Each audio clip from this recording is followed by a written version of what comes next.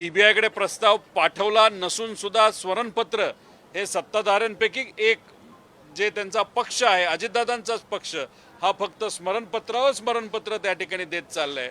पण सीबीआयकडे अजूनपर्यंत महाराष्ट्राकडनं प्रस्ताव कुठलाच त्या ठिकाणी गेला नाही. जर अजितदादांसारख्या मोठ्या नेत्यालाच न्याय देता येत नसेल तर सामान्य लोकांना न्याय कसा द्यायचा असा प्रश्न आता प्रत्येक व्यक्तीला त्या ठिकाणी पडलेला आहे. यूसीसी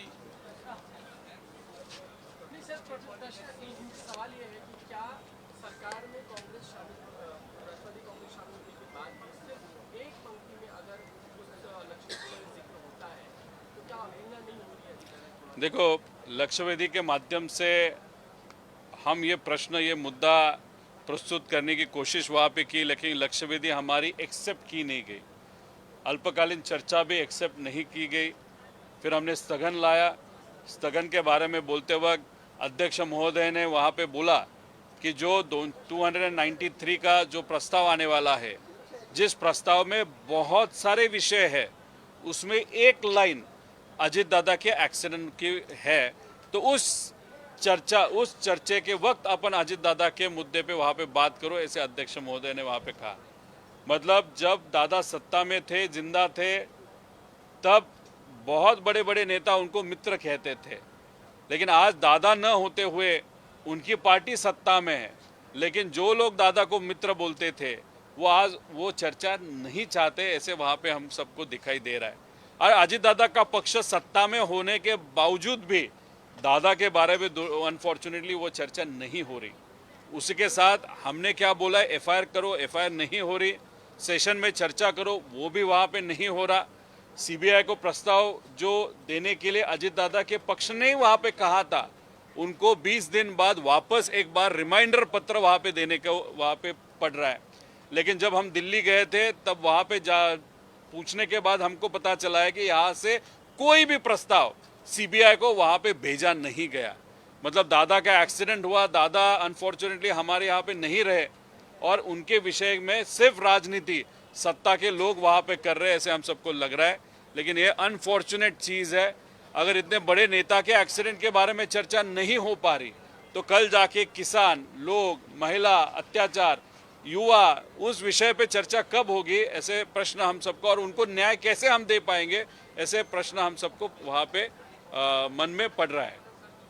यूसीसी को लेकर विधान परिषद में कई बीजेपी की विधान परिषद सदस्यों ने प्रस्ताव रखा और उस पर रूलिंग समाप्ति के लिए कि सरकार अपना रुख स्पष्ट करे. क्या यूसीसी जाने की जरूरत महाराष्ट्र को है?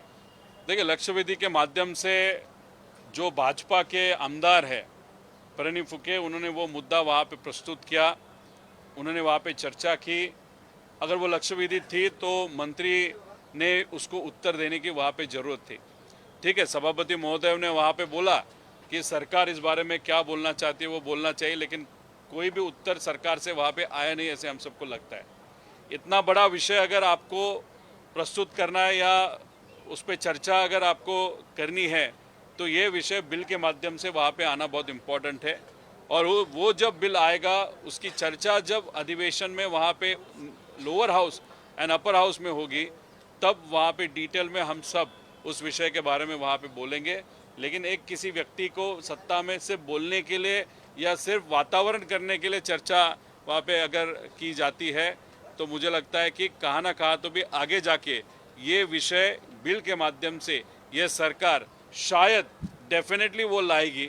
लेकिन ये टाइम उसका टाइम है ऐसे नहीं लगता. ये सिर्फ लिटमस टेस्ट था. आगे जाके लोकसभा इलेक्शन के पहले या विधानसभा इलेक्शन के पहले कि इस सरकार के पास विकास का कोई मुद्दा नहीं है, तो डेफिनेटली ये हिंदू मुस्लिम या भेदभाव का मुद्दा, और उसमें ये मुद्दा 100% लोकसभा के पहले ये लाएंगे, ऐसे हम सबको लगता है. आपकी पार्टी का क्या रुख होगा? देखो, उस टाइम जब चर्चा होगी तब हमारे नेता उनके साथ चर्चा करके इस विषय के बारे में और विस्तृत वहाँ पे हम सब बात कर सकते हैं. ये माना जाता है कि चुनाव के टाइम पे इस तरह की एक्टिविटीज या पॉलिटिकल पार्टीज के इस तरह की एक्सरसाइजेस बढ़ जाती हैं. अभी फिलहाल कुछ चुनाव है नहीं 3 साल में. पहले एंटी कन्वर्जन बिल का लाना, उसके बैक टू बैक अब इस तरह का ये नया बिल की तैयारी यूसीसी को लेकर. किस तरह का मोडस ऑपरेंडी आप यहाँ पर देखते हैं, किस तरह का कनेक्शन आप यहाँ पर देखते हैं, क्या करना चाह रहे हैं? नहीं, देखो, एक चर्चा ऐसे भी है कि 27 में 2027 में कुछ और अलग चीज़ हो सकती है, सत्ता परिवर्तन हो सकता है या इलेक्शन वापस लग सकता है, लेकिन वो सिर्फ चर्चा है। लेकिन ये जो मुद्दा है यूजीसी का, जो भी मुद्दा वहाँ पे बीजेपी के एक आमदार ने आज चर्चे में लाया, लेकिन वो सिर्फ चर्चा होके विषय खत्म हो गया। लेकिन ये लिटमस टेस्ट की तरह हम सबको देखना चाहिए। इलेक्शन के 2 महीना पहला 100% ये चर्चा बिल के माध्यम से ये सरकार लाने की कोशिश करेंगे, क्योंकि इनके पास विकास के बारे में चर्चा करने के लिए कुछ विषय नहीं है।